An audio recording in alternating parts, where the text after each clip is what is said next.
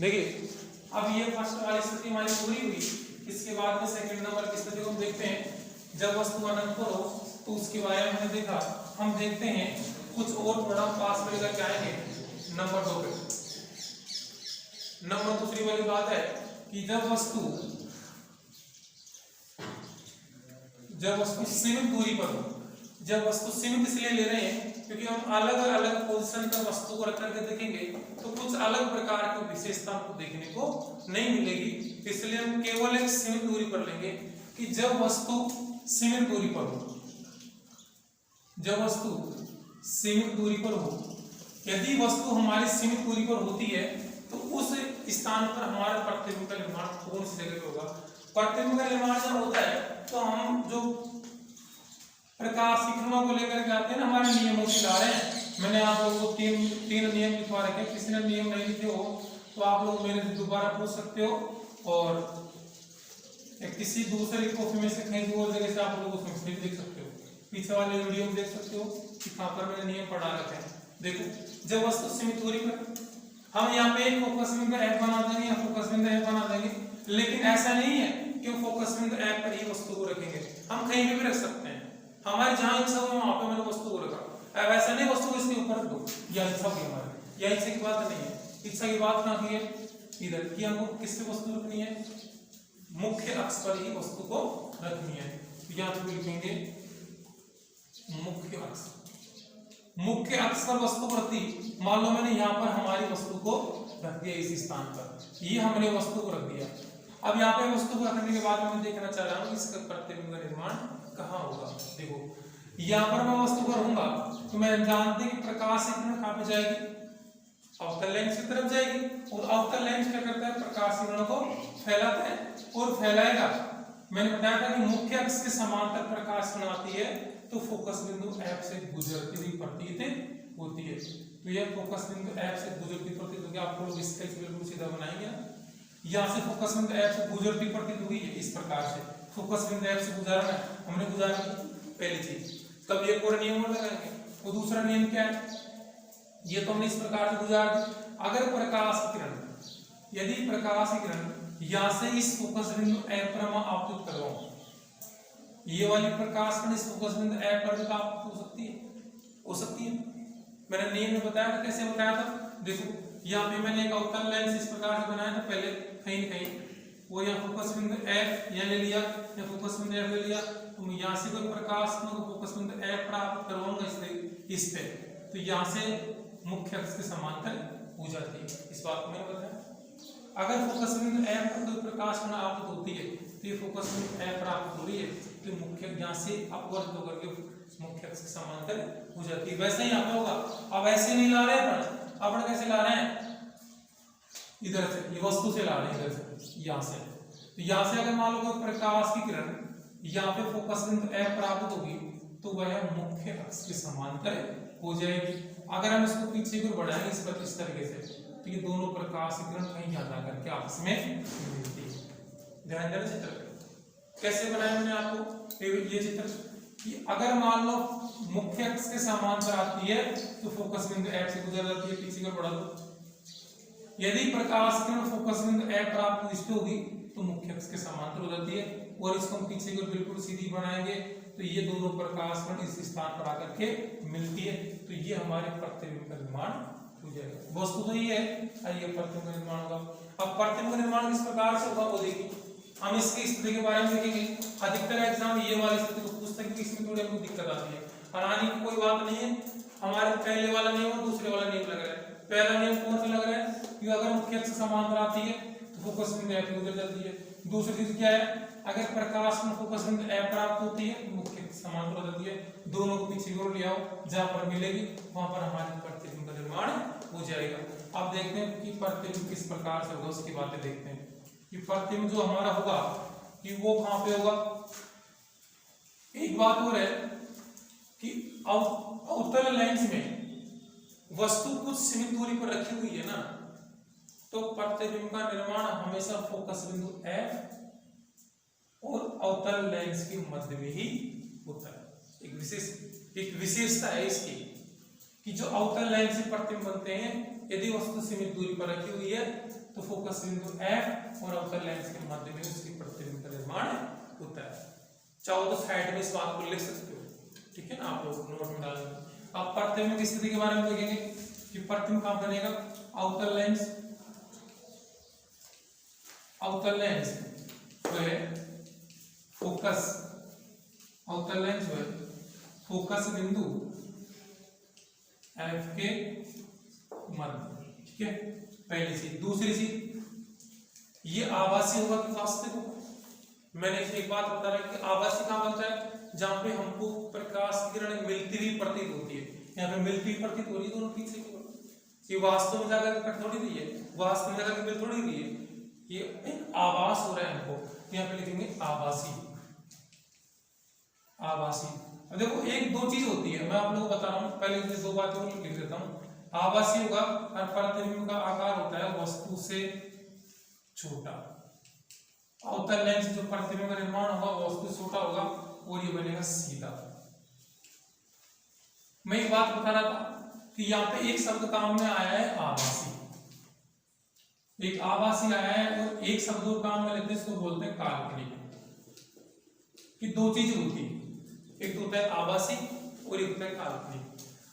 आभासी का मतलब होता है कि हम केवल उस चीज का आभास करते हैं, और काल्पनिक का मतलब होता है कि जो वास्तव में होती ही नहीं है, केवल उसकी हम कल्पना करते हैं। ये सपने आते हैं ना अपन को, वो केवल क्या होते हैं, काल्पनिक होते हैं। दोनों का एक सा मतलब होता है, आभासी और काल्पनिक।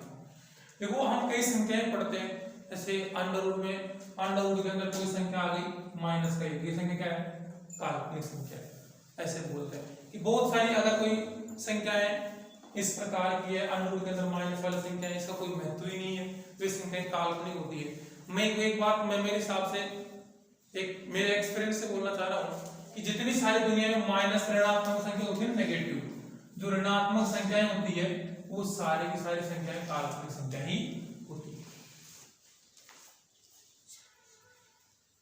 चालू नहीं किया,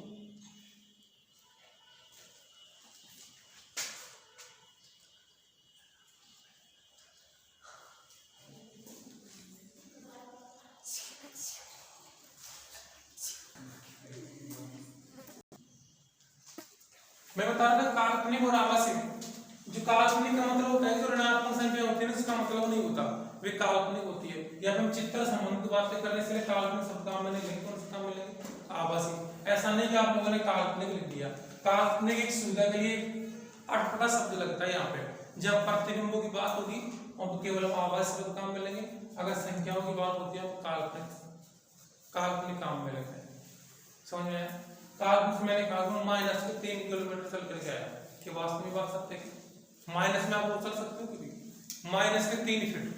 ऐसे मैंने बताया, अपन जानते हैं अक्स होता है, कैसे होता है, कैसे होता है। यहाँ ऋणात्मक संख्या होती है माइनस के 1, माइनस का 2, माइनस का 3। हम कोई बिंदु अगर दर्शाते हैं तो माइनस का 3 लेते हैं, लेकिन ये माइनस का संख्या होती ही नहीं वास्तव में। ये केवल हम पढ़ने के लिए दर्शाते हैं, ये काल्पनिक संख्याएं होती है, ये हमारे जीवन में कहीं होती नहीं है। मैंने कहा माइनस का 3। अब माइनस का 3 का मतलब नहीं है, लेकिन हम किसी चीज को दिखाने के लिए, उसकी दिशा को दिखाने के लिए हम माइनस वाली संख्याओं को काम में लेते हैं। ठीक है, बनाओ।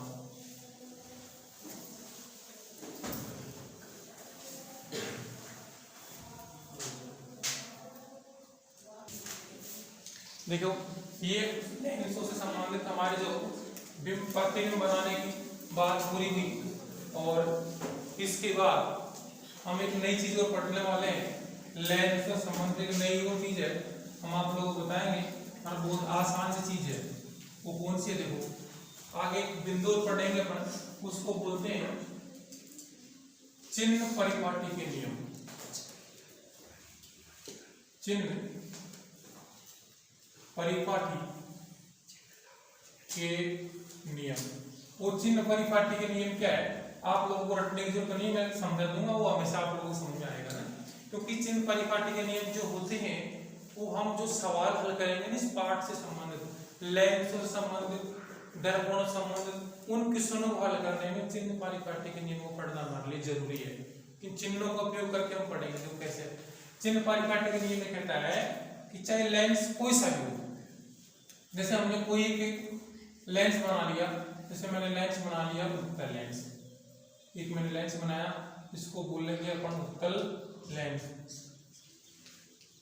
ये उत्तल लेंस है और इसका ये होता है इसका मुख्य अक्ष है, ये मुख्य अक्ष है इसका पूरा।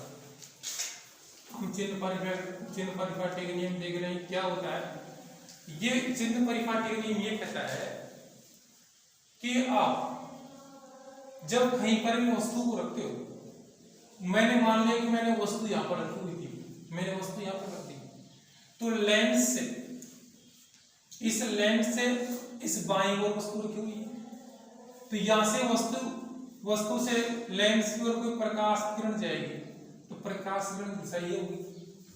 मतलब ये हुआ कि प्रकाश की किरण की दिशा में अगर मैं प्रकाश किरण की दिशा में कोई दूरी लूंगा तो हमेशा दूरी धनात्मक मिल जाएगी, और अगर प्रकाश की किरण की दिशा की अगर मैं विपरीत कोई दूरी लूंगा तो वो हमेशा ऋणात्मक मिल जाएगी।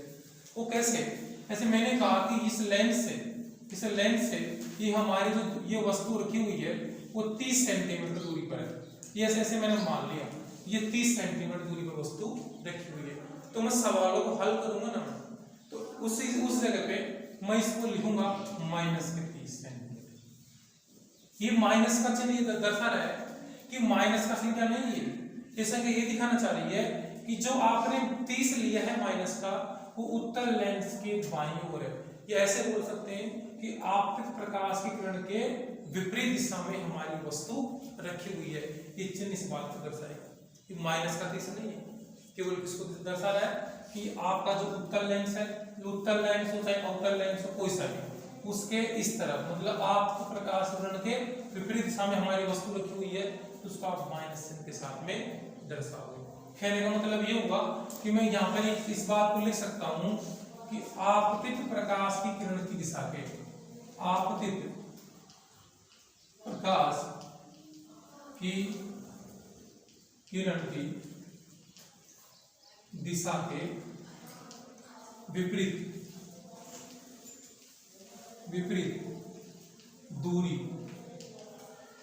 ऋणात्मक ली जाती है, ऋणात्मक ली जाती है। यहां से इस तरह मैं दूरी लूंगा इस वस्तु की। अब ये जो वस्तु है ना हमारा बिंब है वो इससे इस तरफ रखा हुआ है, तो दूरी ऋणात्मक ली जाएगी, और ये जो यहां से यहां तक की जो दूरी होगी उसको हम लिखेंगे u से। u का मतलब क्या हुआ? u का मतलब हुआ, इसको मैं लिखता हूं, u का मतलब होता है कि लेंस से वस्तु की दूरी, लेंस से वस्तु की दूरी। माना इसका प्रतिबिंब का निर्माण यहां हो रहा है इस स्थान पर, ऐसा हम मान ले, तो ये जो लेंस है ध्यान से सुनना इस बात को, 3 नंबर क्वेश्चन पे हर साल सटेगा भी ना, तो शायद मेरे हिसाब से ये वाला चैप्टर नहीं उठेगा, इसलिए इस बात को अगर आप सीख गए तो आपको लगेगा मेरे हिसाब से 3 नंबर को कंप्लीट। चिन्हों को समझना पड़ेगा कि बाद में परेशानी आएगी कि सर माइनस को लगा दिया, आप इसको प्लस में क्यों ले रहे हो, उस स्थान पर आपको प्रॉब्लम आएगी। तो पहले बता रहा हूं आप प्रकाश की किरण की विपरीत दिशा में कोई चीज ली जाएगी वो ऋणात्मक होगी। अब देखो ये आप प्रकाश किरण की दिशा इधर, माना कि हमने ये हमारा जो प्रतिबिंब है ये मान लिया हमने प्रतिबिंब है, ये प्रतिबिंब बन रहा है इधर, तो यहाँ जो लेंस होगा वहां से प्रतिबिंब को जो बीच की दूरी होती है उसको हम लिखते हैं 20 से, उसको हम लिखते हैं 20 से। तो u का मतलब हुआ कि लेंस से वस्तु की दूरी, लेंस से वस्तु की दूरी, और v का मतलब हुआ लेंस से प्रतिबिंब की दूरी, या ऐसे बोल वस्तु का प्रतिबिंब बनेगा तो इसको लिख देंगे प्रतिबिंब की दूरी, प्रतिबिंब की दूरी। वस्तु को हम बिंब भी बोलते हैं, आप चाहो तो वस्तु के स्थान पर बिंब भी लिख सकते हो, तो प्रतिबिंब की दूरी होगी। एक चीज और होती है कि इस उत्तल लेंस की फोकस दूरी होगी, मान लो इसकी एक फोकस दूरी तो इधर भी होगी, इसकी फोकस दूरी इधर भी होगी। जो लेंस की फोकस दूरी होती है यहाँ से लेकर के यहाँ इसके बीच की दूरी होती है उसको लिखते हैं हम f से, स्मॉल f से, ये f से। तो f एक काम हो रहेगा f, उसको लिखेंगे लेंस की फोकस दूरी, लेंस की फोकस दूरी, ये लेंस की फोकस दूरी। तीन चीज होती है यू, वी और एफ। यू का मतलब हुआ लेंस से वस्तु के बीच की दूरी, वी का मतलब होता है प्रतिबिंब की लेंस से दूरी, और एफ का मतलब होता है कि जो इस लेंस की फोकस दूरी। तीन चीज होती है, इसको मैंने तीनों को लिख दिया। ये तीन चीजें आएंगी बस केवल। पहली बात क्या बताई मैंने, आप प्रकाश किरण की दिशा में जो दूरी लेंगे उसके विपरीत दिशा में जो दूरी आएगी वो कैसे होगी, ऋणात्मक होगी। और अगर आपतित प्रकाश किरण की दिशा में है कोई चीज तो वो धनात्मक ली जाएगी। जैसे मैंने कहा कि ये जो यहाँ से लेकर यहाँ तक जो दूरी है इसको लिया जाएगा धनात्मक। जैसे मैंने कहा कि 60 सेंटीमीटर, ऐसा मैंने कहा कि यहाँ से लेकर यहाँ तक की दूरी है 60 सेंटीमीटर, तो इसको अगर लिखोगे ना तो v बराबर लिखा जाएगा प्लस का 60 सेंटीमीटर। क्यों लिखा मैंने प्लस का, इसलिए लिखा क्योंकि ये आपतित प्रकाश की किरण की दिशा में है। तो इस बात में लिख सकते हैं कि आपतित प्रकाश की किरण की दिशा में, आपतित प्रकाश की किरण की दिशा में दूरी, आपतित प्रकाश की किरण की दिशा में दूरी धनात्मक ली जाती है, धनात्मक ली जाती है। ये वाली धनात्मक ली जाएगी, ठीक है। इधर लेंगे धनात्मक, इधर लेंगे तो धनात्मक, पहली चीज। दूसरी चीज ये है, अब ये तो यू और वी की बात हो गई, तो एफ कैसे लिया जाएगा, एफ भी धनात्मक को लिया जाएगा, एफ ऋणात्मक को लिया जाएगा। इस प्रकार से लिया जाएगा कि ये ध्यान रखना आपको कि इस लेंस से जिधर हमारा प्रतिबिंब बनता है, इधर बन रहा है प्रतिबिंब इसका, उत्तर लेंस हम जानते हैं प्रतिबिंब अधिकतर इसी दिशा में बनता है, इधर ही बनता है। एकमात्र स्थिति होती है जहां प्रतिबिंब हमारा इधर ले जाता है, ठीक है। वो कंडीशन बता देंगे आपको, लेकिन आप लोग अभी इस बात को ध्यान में रखो कि प्रतिबिंब इस तरह बनेगा तो आपतित प्रकाश किरण की दिशा में हमारी फोकस दूरी ये वाली ली जाएगी, इसकी फोकस दूरी ये वाली फोकस दूरी दोनों समान होती है। इस वाली फोकस दूरी को हम लिखेंगे, इधर वाली फोकस दूरी लेंगे।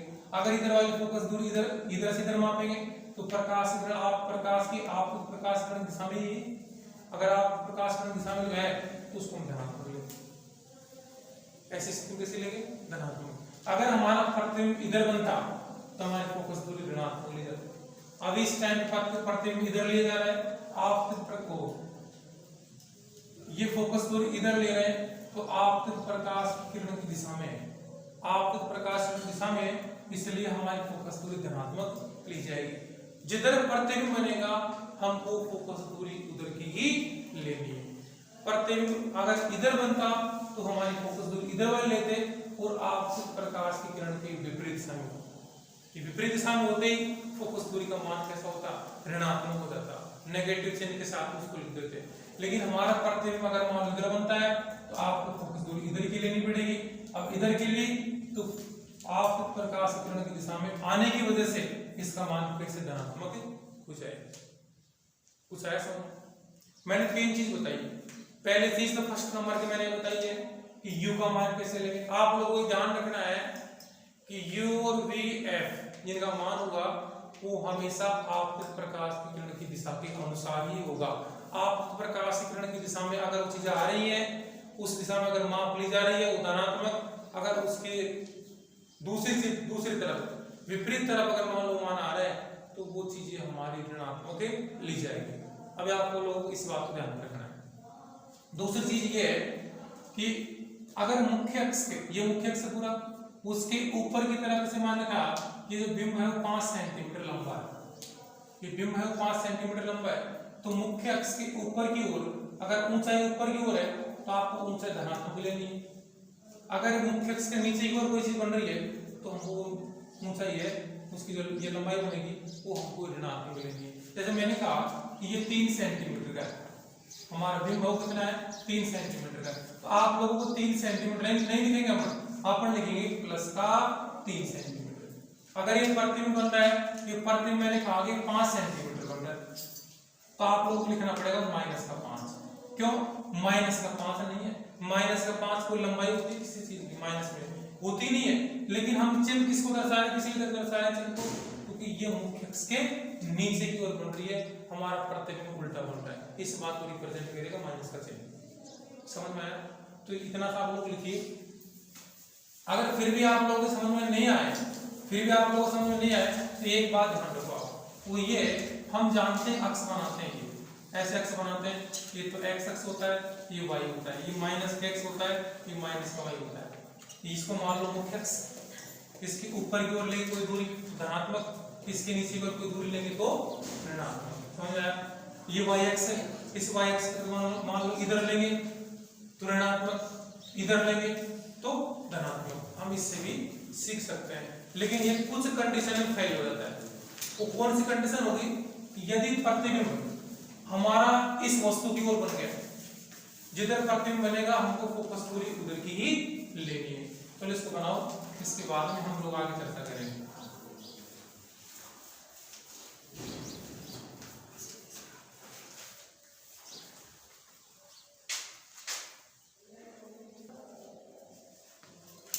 ये तो केवल एक छोटी जानकारी हमारे चिन्ह परिपाटी के नियम की बात, पूरी चिन्ह लोगों को कैसे करते इस बात मैंने आपको बताया।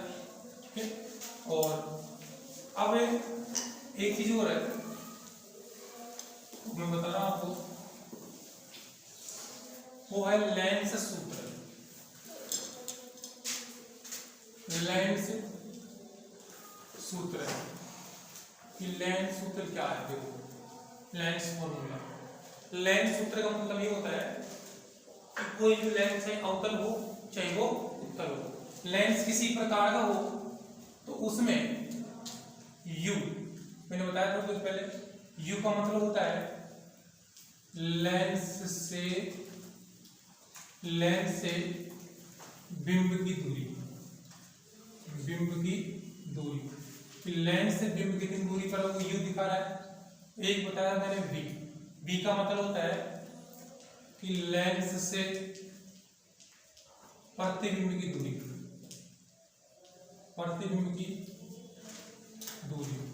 लेंस से प्रतिबिंब की दूरी। एक मैंने बताया आपको f होता है लेंस की फोकस दूरी, लेंस की फोकस दूरी, तीन चीजें u, v और f, लेंस से बिंब की दूरी, लेंस से प्रतिबिंब की दूरी और लेंस से फोकस दूरी, तीन चीज मैंने बताया आपको। इन तीनों में ये तीन u, v और f ये आपस में संबंध होता है, इसमें संबंध, उस संबंध को हम बोलेंगे लेंस सूत्र। संबंध इस प्रकार से होता है कि 1/f बराबर 1/v माइनस 1/u, एक संबंध है आपस में इस प्रकार से संबंधित होती है, इसलिए इसको बोलते हैं लेंस सूत्र। मतलब ये हुआ कि इन तीनों चीजों में आपको दो चीज दे दी जाए कोई सी भी, तो आप तीसरी चीज अपने आप ही ज्ञात कर सकते हो। जैसे आपको एक फोकस दूरी दी लेंस की और प्रतिबिंब लेंस से कितनी दूरी पर बना हुआ है, तो आपसे पूछ ले u कितना होगा। क्वेश्चन ऐसे आएगा कि आपको u का मान दे दिया जाए, v का मान दे दिया जाए, फोकस दूरी का मान पूछ ले, तो हम लोग ज्ञात कर सकते हैं। इन दोनों को दे, इसका मान ज्ञात कर सकते हैं, इसका दे दे तो इसका मान हम ज्ञात कर सकते हैं। तो तीनों चीज u और v, f ये आपस में संबंधित इस प्रकार से होती है 1/f बराबर 1/v माइनस 1/u। तो इस सूत्र को कहते हैं लेंस सूत्र। क्वेश्चन आएगा कि लेंस सूत्र क्या है, सूत्र लिखो। लेंस सूत्र क्या है, सूत्र लिखो। तो हम इस बात को बताएंगे कि किसी लेंस में लेंस से बिंब की दूरी, लेंस से प्रतिबिंब की दूरी v और लेंस की फोकस दूरी f में एक संबंध होता है। उस संबंध को लेंस सूत्र कहते हैं, जो निम्न प्रकार है 1/f बराबर 1/v माइनस 1/u। तो अगर मान लें तो लेंस सूत्र क्या है, तो इसको हम लिख सकते हैं। यहाँ पे हम लिखेंगे कि लेंस से बिंब की दूरी, लेंस से बिंब की दूरी और लेंस से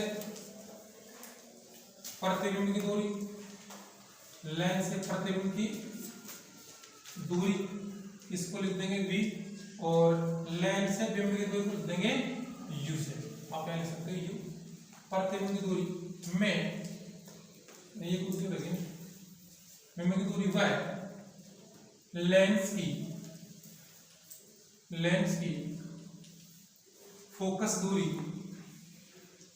लेंस की फोकस दूरी एफ में एक संबंध होता है,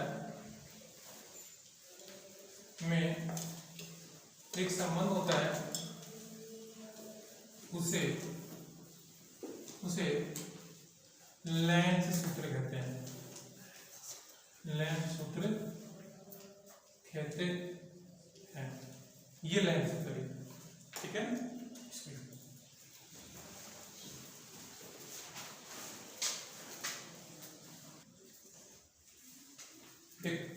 ये है हमारा लेंस सूत्र जो मैंने आपको बताया। इन तीन चीजों का संबंध ध्यान रखना। ये फोकस, ये लेंस की फोकस दूरी, ये लेंस से बिंब की दूरी और लेंस से प्रतिबिंब की दूरी, आपस में जो संबंध होता है उसे हम लेंस सूत्र कहते हैं। ये यूवीएफ का संबंध है, ठीक है। अब इसके बाद में एक चीज और है, इसको बोलते हैं हम आवर्धनता। आवर्धनता बोलते हैं, इंग्लिश में बोलते हैं उसको मैग्निफिकेशन, जिसको एम से लिखते हैं। देखो आवर्धनता, आवर्धनता लिखेंगे, आवर्धनता को लिखेंगे एम से, कि जो हमारे लेंस होते हैं उसकी आवर्धनता भी होती है। आवर्धनता का मतलब होता है आवर्धित करना। आवर्धनता का मतलब ये है, मैं आपको लोगों की बेसिक नॉलेज के बारे में बताता हूँ कि आपके समझ में आ जाए ना। देख कैसे, जैसे मान लो एक आदमी है, एक वस्तु है, आदमी है कोई, वो इस प्रकार से ये खड़ा है, ठीक है। इसकी लंबाई 10 सेंटीमीटर है, ऐसे मान लो कोई वस्तु है, उसकी लंबाई 10 सेंटीमीटर है। आज तो हो नहीं सकता, आज की लंबाई 10 सेंटीमीटर होती ही नहीं। इसका जो प्रतिबिंब का निर्माण हुआ वो इतना लंबा हो गया। एक हमने ऐसा यहाँ पे लेंस लगाया, एक हमने एक ऐसा दर्पण मान लो, ठीक है, या फिर लेंस लगाया, ये कुछ और लगाई, तो ये जो वस्तु है 10 सेंटीमीटर की वो इतनी लंबी हो गई। और लंबी होने के साथ साथ मोटी भी होगी। जैसे मैंने मेरा चेहरा किसी दर्पण में देखा तो मेरा चेहरा तो इतना सा ही है, ठीक है ना, और मैंने मेरा जब प्रतिबिंब देखा तो इतना मोटा मुंह आ रहा था उसमें, मतलब मेरे चेहरे का आवर्धन हुआ है। मेरा जो चेहरा है उसके आकार का आवर्धन हुआ है, इसलिए मेरा चेहरा जो छोटा था वो उसमें बड़ा दिख रहा है। अब आवर्धन होने का मतलब ये नहीं उसकी लंबाई बढ़ जाएगी। आवर्धन होने का मतलब होता है उसकी लंबाई बढ़ेगी, चौड़ाई बढ़ेगी, उसकी ऊंचाई बढ़ेगी, मतलब उसका संपूर्ण आकार है वो पूरा का पूरा बढ़ जाएगा, या लेंस के द्वारा उसका आकार घट जाएगा। दो चीजें तो होती है। अवतल लेंस में क्या होता है, प्रतिबिंब का आकार छोटा होता है, वस्तु की तुलना में प्रतिबिंब का आकार छोटा हो जाता है। और उत्तल लेंस में भी कहीं बड़ा होता है, बड़ा होता है उत्तल लेंस में। तो मतलब प्रतिबिंब का जो आकार है वो बिंब की तुलना में कभी छोटा होता है और कभी बड़ा होता है। कोई छोटा बना रहा है, कोई बड़ा बना रहा है, तो छोटे बड़े जो बन रहे हैं उसको बोलते हैं आवर्धनता। कि जो लेंस की जो एक पावरफुल होती है, क्षमता होती है, जिससे जो बिंब का आकार है उसको बढ़ाता भी है, उसको घटाता भी है। कि कितना बढ़ाया और कितना घटाया, उसी को बोलते हैं आवर्धन। मतलब ये हुआ, आवर्धनता को अगर हम लिखें तो ये होगा कि लेंस द्वारा या लेंस द्वारा बिंब, लेंस द्वारा बिंब के आकार, बिंब के आकार को, लेंस द्वारा बिंब के आकार को आवर्धित करने की क्षमता बोल सकते हैं इसको। आवर्धित करने की क्षमता को आवर्धनता कहते हैं। आवर्धित करने की क्षमता को आवर्धनता कहते हैं। कि उसकी आवर्धनता कितनी होगी। अगर वो बिंब के आकार को ज्यादा घटाएगा कि ज्यादा बढ़ाएगा तो उसकी आवर्धनता उतनी ही ज्यादा होगी। जैसे मैंने कहा कि हमारी जो वस्तु है, ये वस्तु है, वो वस्तु मैंने लेंस के आगे रखी, पूरे ये मैंने कहा 5 सेंटीमीटर की थी, लेकिन इसका मैंने प्रतिबिंब देखा वो उल्टा है, पूरा 50 सेंटीमीटर हो गई। मतलब ये हुआ कि इसकी आवर्धनता ज्यादा है। 5 से 50 हो गया, क्योंकि मैंने उसी वस्तु को, मैंने जैसे मान लो मैंने उसी वही वस्तु ली, ये वही 5 सेंटीमीटर की है, और मैंने एक ऐसा लेंस लगा दिया, इसका आकार 10 सेंटीमीटर का ही हो रहा है, इसका आकार केवल 10 सेंटीमीटर का ही हो रहा है, ऐसे मैंने मान लिया। तो इसका 5 सेंटीमीटर का 10 सेंटीमीटर हो रहा है, ये आवर्तन कम है इस लेंस से, जिससे 10 सेंटीमीटर हो रहा है, और वो जो लेंस है तो 5 सेंटीमीटर से 50 सेंटीमीटर कर रहा है, उसकी आवर्तन ज्यादा है, ठीक है। तो जितना आकार में परिवर्तन करेगा, कहने का मतलब ऐसे बोल सकते हैं, जितना आवर्धित करेगा उस लेंस की आवर्तन क्षमता उतनी ही ज्यादा होगी। अब बात ये होती है कि सब हम कैसे अध्ययन करेंगे कि किस लेंस की आवर्तन ज्यादा है और किस लेंस की आवर्तनता कम है। तो उसको अध्ययन करने के लिए, उसका मान निकालने के लिए हमको एक आवर्तनता निकालने का एक सूत्र दिया गया है कि आप आवर्तनता का मान किस प्रकार से निकालोगे। देखो एक सूत्र दिया है कि प्रतिबिंब की ऊंचाई, प्रतिबिंब की ऊंचाई, इसको बोल लिखेंगे अपन h डैश से, और बिंब की ऊंचाई, बिंब की ऊंचाई इसको लिखेंगे अपन h से। प्रतिबिंब की ऊंचाई कितनी है उसको ऊपर लिख देंगे, बिंब की ऊंचाई कितनी है उसको नीचे लिख देंगे, इसकी ऊंचाई का जो मान आएगा उसमें इसका भागा लगा देंगे, तो वो हमारी आवर्तनता का मान निकल करके आ जाएगा। मैंने कहा देखो कोई बात है कि यहाँ पे बिंब की ऊंचाई, अगर मैं एक एग्जांपल लेकर के बात करूं तो बिंब की ऊंचाई, मान लो मैंने कहा कि ये बिंब की ऊंचाई 5 सेंटीमीटर थी, तब थोड़ी देर पहले मैंने आपको बताया। प्रतिबिंब की ऊंचाई जैसे मान 5 से कितनी हो रही थी, 50 हो रही थी, तो इसको मैं निकालूंगा तो कितना मान आएगा बताओ, 10 सेंटीमीटर आएगा ना फर्स्ट वाले पोजीशन से।